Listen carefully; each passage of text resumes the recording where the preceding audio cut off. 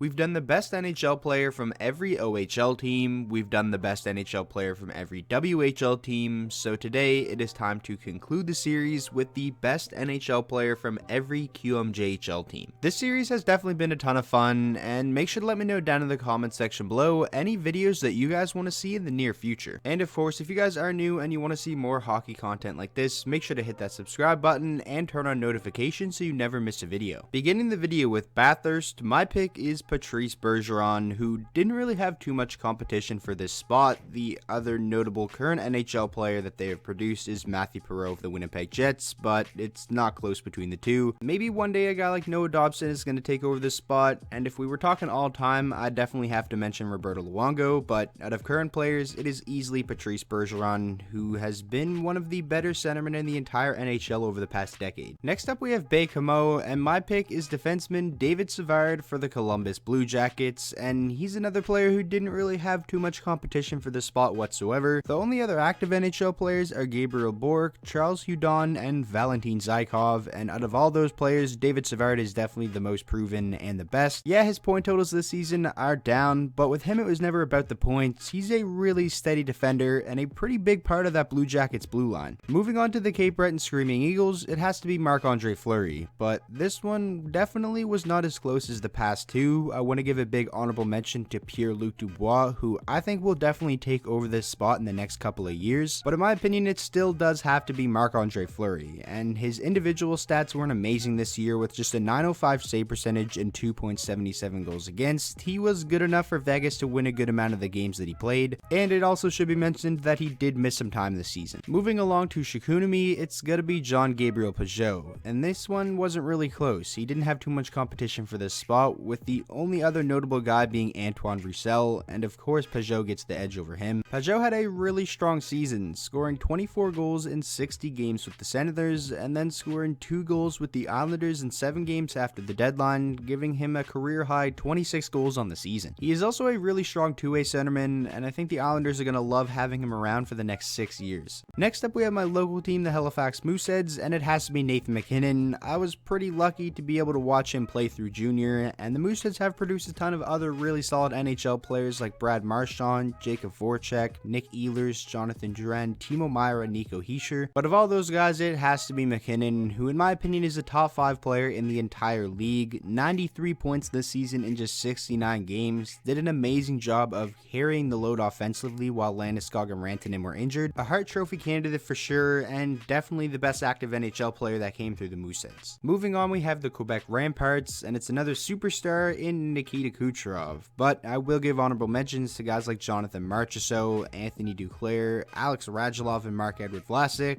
but Kucherov is on another level from those guys. He's one of the very elite players in the entire NHL, and while his point totals were down this season from last, that was kind of to be expected. Nobody really thought he was going to have another historic season where he put up 128 points. He still had a really good season and is easily the pick for the Ramparts. The Moncton Wildcats is yet another superstar in Brad Marchand, but I will give honorable mentions to Keith Yandel, Philip Deneau, and Connor Garland, who all had pretty good seasons. But like I said, Marchand is a superstar. He's one of the elite wingers in the entire NHL. 87 points this year, 100 points last season, and obviously he gives you a lot more than just the points. He brings that gritty edge and obviously gets under the other team's skin. A guy you'd love to have on your team, but a guy you'd hate to play against. Rimouski, I didn't even have to look at who their alumni were. It's Sidney Crosby, 1000%, one of the greatest NHL players of all time. Just an amazing career, over 1,200 points in just 984 games. He has the 3 Stanley Cups, and of course he's got a ton of individual awards. 1000% the pick for Rimouski, and it looks like they're going to produce another stud here soon in Alexis Lafreniere, who is the consensus #1 overall pick for this up-and-coming NHL draft. The spot for the Charlottetown Islanders goes to defenseman Ryan Graves for the Colorado Avalanche, who had a really strong season and didn't really have too much competition for this spot at all. Fun fact about Ryan Graves is he actually led the NHL this season in plus-minus at a +40, which is super impressive. He also had 26 points to go along with that and is only 24 years old. Graves was originally a 4th round pick back in 2013 by the Rangers, and right now is looking like a diamond in the rough for the Avalanche. The Victoriaville Tiger spot goes to Philippe Deneau of the Montreal Canadiens, who in my opinion is one of the more underrated centermen in the entire NHL. He's a really good two-way player and has put up a good amount of points over the past 2 seasons, 47 points this season in just 71 games, 53 points last season in 81 games. He's 27 years old, and the only real competition he had for this spot is Yanni Gourde of the Lightning, but I'm taking Deneau over him any day of the week. Moving along, we have the St. John Sea Dogs, and I'm going with Jonathan Huberdeau of the Florida Panthers, but I want to give a couple honorable mentions to Charlie Coyle, Mike Hoffman, and especially Thomas Chabot. But I still think this spot definitely has to go to Huberdeau, who over the past 2 seasons has solidified himself as one of the top offensive talents in the entire NHL. He isn't the best player on his team, but he is one heck of a sidekick and would probably be the best player on a lot of other teams in the league. Moving on to Shawinigan, I'm giving this spot to defenseman Samuel Girard for the Colorado Avalanche, and among active players, for me this came down to him and Anthony Beauvillier, and Beauvillier did have a really good season, and I think he is a really good player, but I think Girard is a little bit better. Since becoming a mainstay for the Avalanche in 2017-2018, he has consistently gotten better, and this season put up a career-high 34 points in 70 games. Girard is also only 21 years old and already a massive part of that Avalanche blue line. The spot for Drummondville definitely belongs to Sean Couturier of the Philadelphia Flyers, and he really didn't have much competition here. Couturier has been a beast over the past 3 seasons for the Philadelphia Flyers, and is now known as one of the better two-way centermen in the entire NHL. 59 points this season in 69 games, following up back-to-back 76-point seasons the 2 years prior. Couturier is such a massive part of that Philadelphia Flyers team, and 100% my pick for the best current player from Drummondville. Speaking of the Flyers, for Gatineau, we have the captain of Philadelphia in Claude Giroux, who has been a very good player for a very long time, and I think is pretty easily the pick for this team. I will give honorable mentions to guys like David Krejci, Mike Hoffman, and Jean-Gabriel Pageau, all really good players, but I think right now I'm still taking Claude Giroux over them. Even though Giroux's points are down this season compared to years past, he is still an exceptional player, and it wasn't too long ago that he was putting up 102 points and in conversation for the Hart Trophy back in the 2017-18 season. Moving along now to Armada, I guess the spot goes to Cedric Paquette of the Tampa Bay Lightning. There really wasn't too many options for this team. The only other player it came down to other than him in my opinion was Samuel Montembeault, but he really didn't have the greatest season for the Panthers, so that's why I decided to give the edge to Cedric Paquette, who had 18 points in 60 games this season for the Tampa Bay Lightning, which is actually one off of his career high that he set back in 2014-15. He's a pretty decent bottom 6 forward for the Lightning. Moving along to the Ron-Noranda Huskies, it's gotta be Nikita Kucherov 100%, making his second appearance of the video. He really didn't have much competition for the spot whatsoever. The only other really notable player is Philippe Myers, who's a pretty solid young defender for the Philadelphia Flyers, but of course he doesn't really come close to Nikita Kucherov. We've already talked about him. He's a superstar. He's one of the best players in the entire NHL and 100% the pick for the Huskies. The next team is the Sherbrooke Phoenix, and this spot goes to Matthew Olivier, kind of by default because the only other alumni they have is Maxime Legacy, and he hasn't even played a game in the NHL this season. The Phoenix are a relatively new franchise. That is why these two guys are the only alumni coming from the team. Olivier played 8 games in the NHL this season for Nashville, had 1 assist, and played 56 games in the AHL for Milwaukee and had 19 points. He's more so a grinder slash tough guy than an offensive player, and will probably be an AHL player throughout his career for the most part. And finally we have Val-d'Or, and it's gonna be Brad Marchand, like Nikita Kucherov, making his second appearance of the video. They did produce a lot of other really good NHL players like Chris Letang, Anthony Mantha, and Ryan Graves, and I'd be lying if I said I didn't want to give this spot to Mantha, but Brad Marchand is definitely the best out of all those players I named. Again, we've already talked about him. He's a superstar. He's one of the elite wingers in the NHL. Even though he's a pest, you gotta respect how good he is. That is going to wrap up the final episode of the series on the best NHL player from every team in the Canadian Hockey League. Again, this was a lot of fun to do,